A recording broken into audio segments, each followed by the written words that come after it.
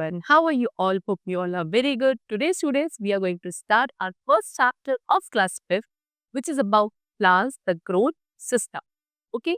चलो स्टूडेंट, तो आज हम लोग डिस्कस करेंगे प्लांट्स के बारे में कि प्लांट्स में कैसे पूरा ग्रोथ सिस्टम चलता है, कैसे प्लांट्स में ग्रोथ होती है, what are the different parts, कैसे हम न्यू प्लांट्स जर्मिनेट करते हैं, है ना? That all we are going to discuss today in a detail manner.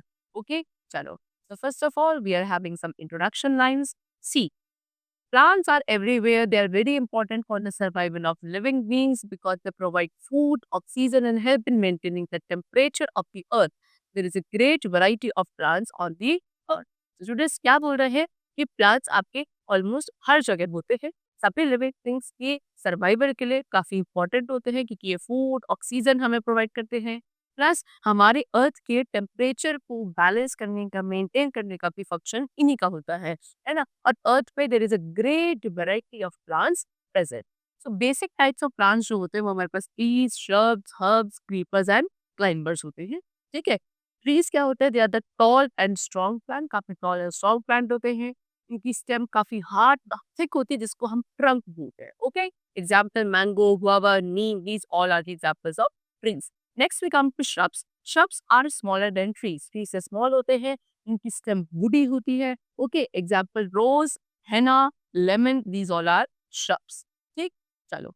Next we come to herbs. Herbs आपके काफी small plants होते हैं. इनकी जो stems होती है soft and green होती हैं and they grow just above the ground. ये सब ground से थोड़ा सा ही ऊपर grow कर पाते हैं. Example coriander, bay leaves, mint, etc. These all are herbs. Next is creepers. Creepers क्या है? Creepers are the weak plants. ये काफी वीक प्लांट्स होते हैं. ये आपके ग्राउंड पे ही ग्रो करते हैं, ये क्रॉल करते हैं. Example pumpkin, watermelon, muskmelon. So these all are the examples of creepers. Next we come to climbers. Climbers भी आपके weak plants होते हैं. They grow upward with some support like wall stick or some other plant or tree. ठीक है, ये अब ऊपर की तरफ ग्रो करते हैं लेकिन किसी सपोर्ट के थ्रू. ठीक है, क्योंकि इनकी स्टेम भी काफी वीक होती है तो ये क्या खुद के सपोर्ट में विथस्टैंड नहीं कर सकते. ठीक है, तो इनको सपोर्ट चाहिए होता है किसी भी वॉल का, किसी स्टिक का या किसी दूसरे प्लांट का, सो दैट उसके अलोंग ये ऊपर अपवर्ड ग्रो कर सके. Example grape white, peas, gourd. Okay, these all are climbers. ठीक, चलो. Now about 1/3 of the earth is covered with plants and trees. This is a very important line कि हमारे अर्थ का 1/3 पार्ट किससे कवर्ड है? Plants and trees से covered. ठीक है. Now next we come to reproduction in plants. अब plants में रिप्रोडक्शन क्या होता है, कैसे होता है? सी, reproduction is a process through which the offsprings of the same species come to existence. Plants reproduce through seeds, stem, leaves, roots, or spores. Here we will study how does a new plant grow from a seed. Reproduction क्या है? Student, एक ऐसा process है जिसके through कोई भी एक living being अपने स्पीशीज के न्यू ऑफस्प्रिंग, न्यू इंडिविजुअल्स को प्रोड्यूस करता है. उस प्रोसेस का नाम रिप्रोडक्शन होता है. प्लांट्स में भी रिप्रोडक्शन होता है. ठीक है, किसके through? Seed, leave, stem, roots, है ना, स्पोर्स. इन सभी पार्ट्स के थ्रू प्लांट्स में रिप्रोडक्शन होता है. लेकिन यहाँ आप क्या पढ़ने वाले हैं कि does how has a new plant grow from a seed. Seed से कैसे एक न्यू प्लांट ग्रो करेगा वो हमें पढ़ना है. ठीक है, so the topic is reproduction from a seed. Most of the plants grow from seeds. You have seen your mother sprouting green gram or moong dal. There are also seeds your mother soaked the green gram overnight and then she pour out the water and keep it wrapped and covered for 1 or 2 nights. After 2 days, thread-like projections appear. From these thread-like projections, new plants grow. Before understanding this process completely, we will study about the parts of a seed. See, ये देखो student क्या बोल रहे हैं कि ज्यादातर plants जो होते हैं वो सीड से ग्रो करते हैं. आपने यूजुअली घर पे देखा होगा आपकी मम्मा क्या प्रिपेयर करती है? स्प्राउट्स प्रिपेयर करती है फ्रॉम द ग्रीन ग्राम या जिसको हम मूंग दाल कहते हैं उससे. सी, इस तरीके के कुछ होता है. तो क्या करा जाता है, इसको हम ओवरनाइट पहले सोक करते हैं, है ना. मूंग की दाल होती है, ग्रीन ग्राम को सोक किया जाता है. फिर उसमें से जो वाटर होता है उसको पोर आउट किया जाता है. ठीक, वॉश करके फिर उसको हम क्या करते हैं, रैप करके किसी भी एक मसलिन क्लोथ में रैप करके 1 या 2 डेज के लिए हम उसको रख देते हैं, 1 या 2 नाइट्स के लिए. फिर क्या होता है, उसके बाद आपने देखा होगा इस तरीके के थ्रेड जैसे प्रोजेक्शंस बाहर निकलने लगते हैं और इन्हीं प्रोजेक्शन से फिर न्यू प्लांट्स ग्रो कर सकते हैं क्योंकि अब ये एक सीड बन चुके हैं. ठीक है, चलो. सो अब पहले कैसे न्यू प्लांट्स इससे ग्रो करते हैं इनमें से वो हम पढ़ने से पहले पढ़ते हैं what are the parts of a seed. Seed के पार्ट्स का क्या होगा? देखो, सीड से ही ग्रो करेगा इतना हमें पता है, लेकिन कैसे ग्रो करता है उसके लिए पहले पार्ट्स को समझना जरूरी है. So observe one sprouted seed carefully. You will find it has 3 parts. तो किसी एक स्प्राउटेड सीड को पहले आप ऑब्जर्व करोगे तो आपको क्या लगेगा कि एक सीड के 3 पार्ट्स होते हैं, जैसे कि outer covering, middle part and the inner part. Okay, so a seed has basically 3 parts, 3 part होता है, सीड कोट होता है, सीड लीफ एंड कॉटिलेडन और कॉटिलेडन एंड एम्ब्रियो। 3 पार्ट है, एक तो सीड कोट होता है, फिर आपकी सीड लीफ होती है जिसको हम कॉटिलेडन भी कहते हैं, और third is embryo. Seed coat क्या होता है? It is the outer covering of the seed, it gives protection to the other 2 part that is seed leaf and embryo of the seed. From this point air and water enter to the seed. तो seed coat देखो, इस तरीके से seed की बाहरी coating निकल गई ना, छिलका जो होता है उसको हम सीड कोट कहते हैं, या आउटर कवरिंग होती है सीड की।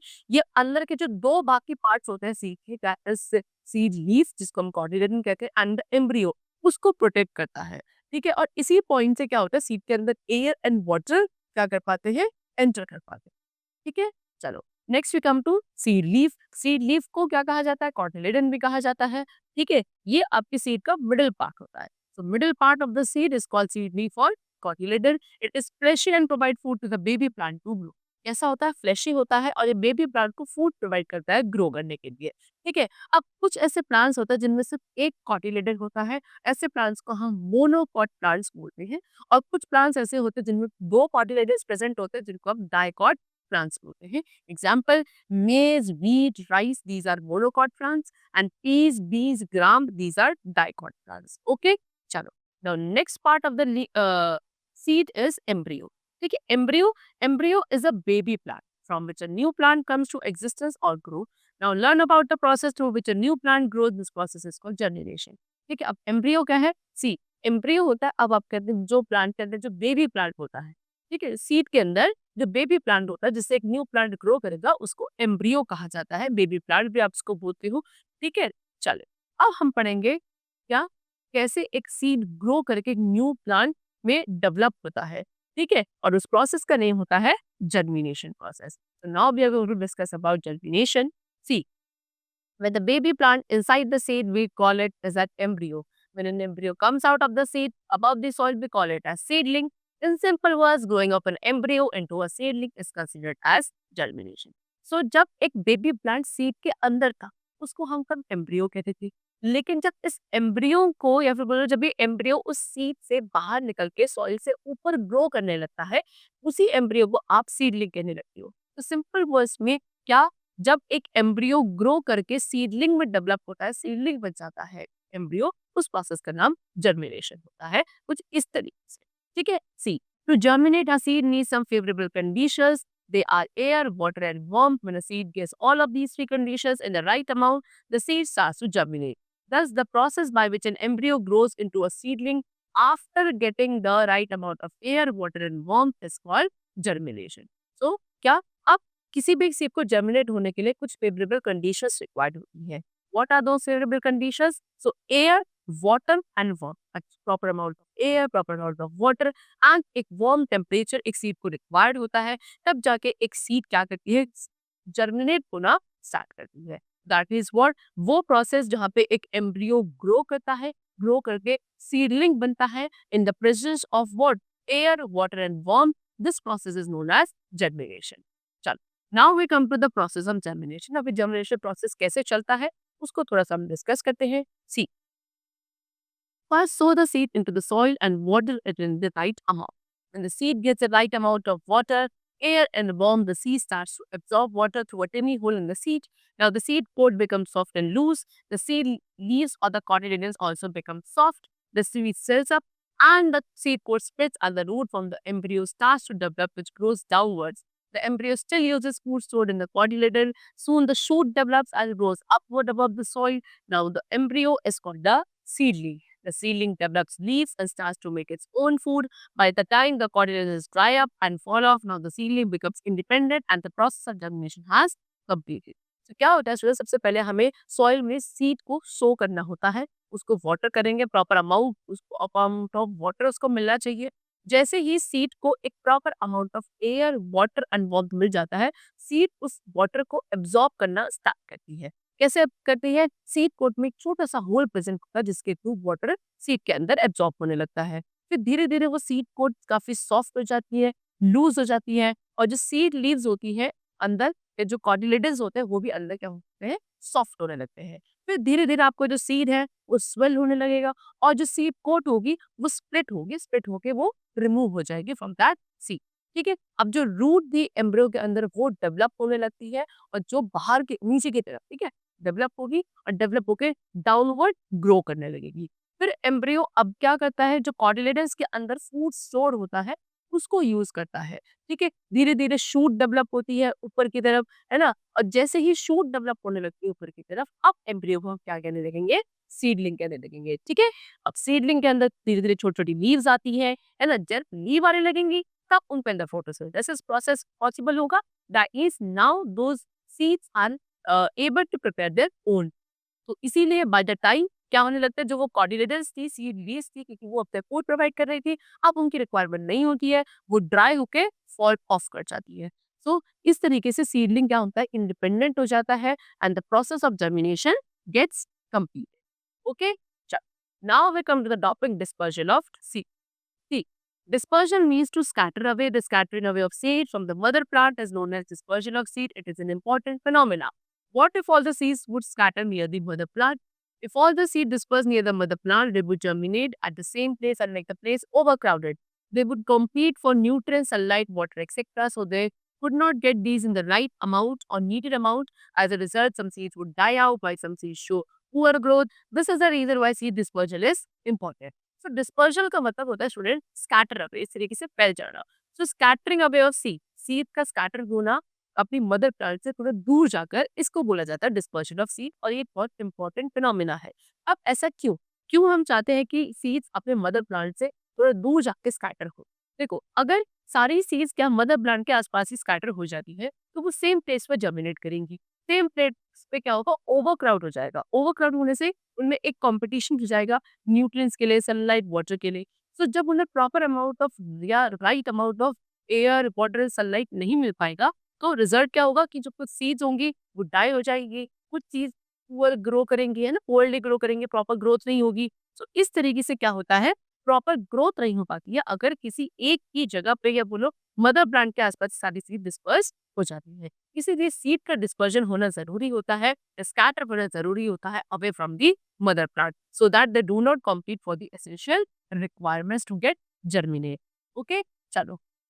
As we know, plants cannot move from one place to another, so they have developed such ways of seed dispersal that seeds disperse to some other distant places from the mother plant. Seeds can be dispersed by wind, water, living beings or explosion. हमें पता है plants सब खुद से move नहीं कर सकते हैं, लेकिन उनके अंदर क्या हो चुके हैं, कुछ ऐसे मेथड्स डेवलप हो चुके हैं जिसके थ्रू वो क्या करते हैं, सीड्स का डिस्पर्जन कर लेते हैं।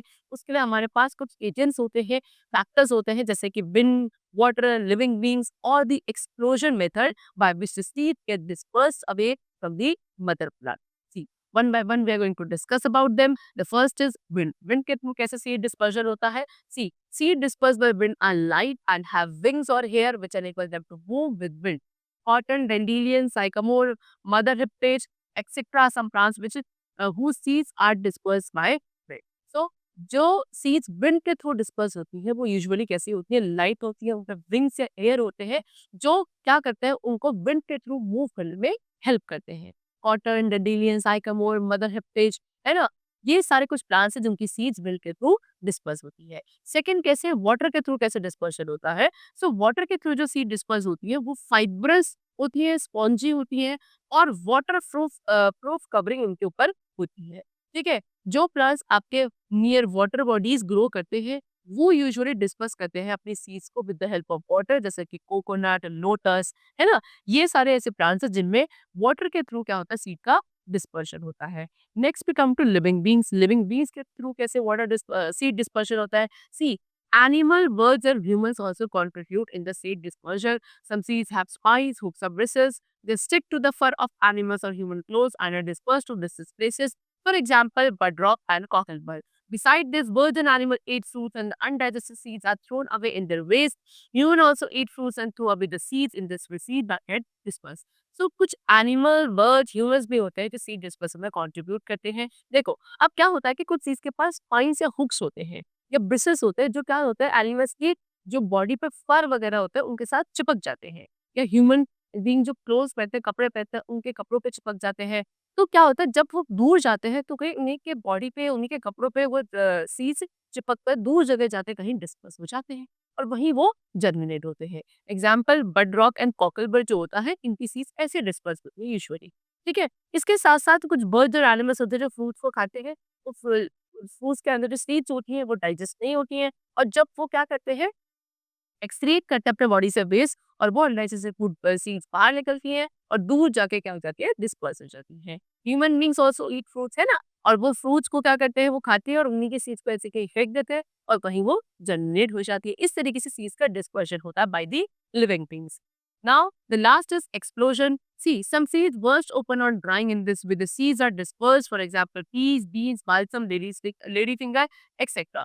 अब कुछ सीड्स क्या होती हैं जब वो ड्राई हो जाती है उसके बाद वो बर्स्ट होती है और इस तरीके से फूलती है और बहुत प्रेशर के साथ फोर्स के साथ वो बर्स्ट होकर ओपन होती है और इस तरीके से सीड्स क्या हो जाती है स्टार्ट अप हो जाती है। इसे कहते हैं explosion method. Okay, example pea, bean, balsam, lady finger, इनकी जो सीड्स होती हैं वो एक्सप्लोजन के थ्रू ही डिस्पर्स होती है।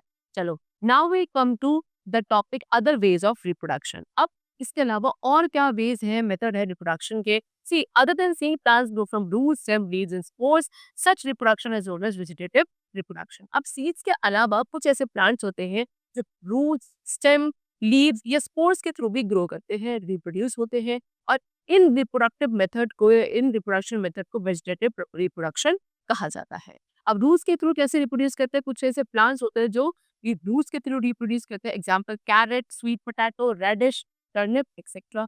ओके, स्टेम के through rose, money plant, sugar cane, potato, ginger, ये प्लांट्स है जो अपनी स्टेम्स के थ्रू रिप्रोड्यूस करते हैं।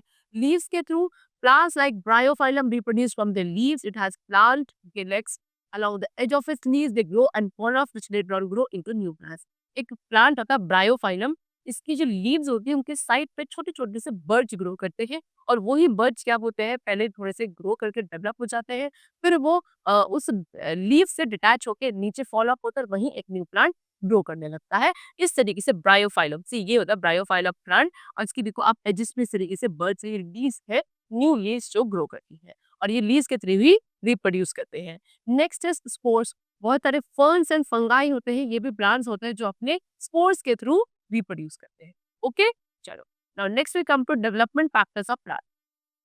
Plant with development factors. See, factors that affect the development and growth of plants are soil, climate and season. ठीक है, अब वो फैक्टर्स जो किसी भी प्लांट के ग्रोथ एंड डेवलपमेंट के लिए रिस्पॉन्सिबल होते हैं वो होता है type of soil, type of climate and the season.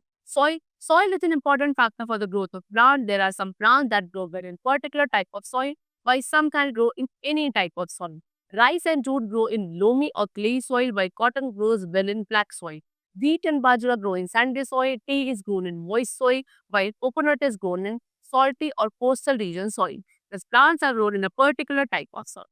तो सॉइल क्या है स्टूडेंट, सॉइल एक इंपॉर्टेंट फैक्टर है किसी भी प्लांट की ग्रोथ के लिए कि किस तरीके की मिट्टी, किस तरीके के न्यूट्रिएंट्स किसी पर्टिकुलर टाइप ऑफ प्लांट को ग्रोथ के लिए मिल रहे हैं। देखो, कुछ तो ऐसे प्लांट्स होते हैं जिनको सिर्फ एक स्पेसिफिक टाइप ऑफ सॉइल चाहिए होती है ग्रो करने के लिए, लेकिन कुछ प्लांट्स ऐसे भी होते हैं जो जैसे आप किसी भी टाइप की सॉइल पे ग्रो इजिली कर सकते हो। जैसे कि राइस एंड जूट जो होते हैं वो लोमी या क्लेई सॉइल में अच्छे से ग्रो करते हैं, जबकि कॉटन को ग्रो करने के लिए कौन सी सॉइल चाहिए होती है, black soil. Wheat and bajra Sandy soil में ग्रो करते हैं। ठीक है, टी आपकी मॉइस्ट सॉइल में, जो चाय पत्ती होती है वो मॉइस्ट सॉइल में ग्रो करती है, जबकि कोकोनट को कौन सी सॉल्टी या कोस्टल रीजन की जो सॉइल होती है वो चाहिए होती है ग्रो करने के लिए। तो इस तरीके से बहुत तरह से प्लांट्स होते हैं जिसको पर्टिकुलर टाइप ऑफ सॉइल चाहिए होती है for the growth and development. Next, we come to climate. See, plants grow in different climatic conditions. Plants grow in specific climate, like cactus grow in hot and dry climate. Some plants, like rubber, need heavy rainfall. Coniferous trees grow only in hilly or mountainous regions, where snowfall is a common phenomena. Some plants grow in place. Trees like coconut grow in damp and moist climate. So, सभी plants को different climatic conditions चाहिए थी grow करने के लिए। जो plants specific climate में नहीं, बहुत तरह से प्लांट्स होते थे स्पेसिफिक क्लाइमेट में ग्रो करते हैं। जैसे कि कैक्टस को कैसा क्लाइमेट चाहिए, हॉट एंड ड्राई क्लाइमेट जो को डेजर्ट एरिया में मिलता है। कुछ प्लांट जैसे कि रबर है, रबर को कैसा चाहिए, हेवी रेनफॉल वाला चाहिए, है ना क्लाइमेट। कॉनिफेरस ट्रीज आपके हिली माउंटेनियस रीजन्स में होते हैं जहाँ पे स्नोफॉल काफी कॉमन फिनोमिना होता है। ठीक है, कुछ प्लांट्स आपके प्लेस में ग्रो कर रहे हैं, है ना। कोकोनट है, कोकोनट ऐसा ट्री है जिसको डैम्प एंड मॉइस्ट क्लाइमेट चाहिए होता है for the grow. Next is season. In India crops have two season, ठीक है, इंडिया में 2 सीजन होते हैं क्रॉप्स के लिए। Crops that grow in winter are known as rabi crops. Wheat and gram are the examples of rabi crops. And crops that are grown in summer are called kharif crops. Rice, jowar, bajra are example of kharif crops. So वो crop जो आपके winter season में grow करते हैं उनको हम राबी crops बोलते हैं। एग्जाम्पल व्हीट एंड ग्राम, ये आपके राबी क्रॉप्स है। और जो क्रॉप्स को ग्रो करने के लिए समर सीजन रिक्वायर्ड होता है उनको खारिफ क्रॉप्स कहा जाता है। Example rice, jowar, bajra, these all are the examples of kharif crops. Okay? So now we come to the exercise portion. First of all, take the correct option. The first question is plants reproduce from plants इससे food reproduce करते हैं seed, leaves or both of these. So both of these. Okay. चलो, a seed has seed के कितने parts होते हैं? 1, 2 or 3. There are basically 3 parts of a seed. Air, water and warmth are needed for air, water and warmth needed होता है किसके लिए? Reproduction, germination, dispersal. So germination के लिए, ठीक है। It is a rabi crop. इनमें से राबी क्रॉप कौन सा है? Jowar, beet and bajra. Answer is wheat. Okay, jowar and bajra आपके खरीफ क्रॉप्स होते हैं। Now next we come to fill in the blanks. First of all, about dash of the earth is covered with plants and trees. तो कितना? 1/3। ओके, मैंने आपको बताया था 1/3 part of the earth is covered with plants and trees. Dash is the outer covering of seed. Outer covering of seed को क्या बोला जाता है? Seed coat. Okay, now next is a seed needs dash dash and dash to germinate. What are the essential conditions which are required for the seed to get germinate? So air, okay, water and warmth. Okay. Next, dash grows from leaves. ठीक है, leaves से क्या grow करते हैं students? Plants. Plants grow from leaves. Right, true and false. A seed has 3 main parts. Yes, seed के 3 main parts होते हैं। Monocot plants have 2 cotyledons. Monocot plants में 2 cotyledons होते हैं। False, उनमें single cotyledon होता है। An embryo is a baby plant. Embryo baby plant होता है। Yes, the statement is true. Rice and jute grow in loamy and clay soil. Rice and jute loamy and clay soil में grow करते हैं। So the statement is next. Answer in one word. It is a baby plant. Baby plant का क्या बोलते हो? Embryo. Okay, चलो, baby plant is embryo.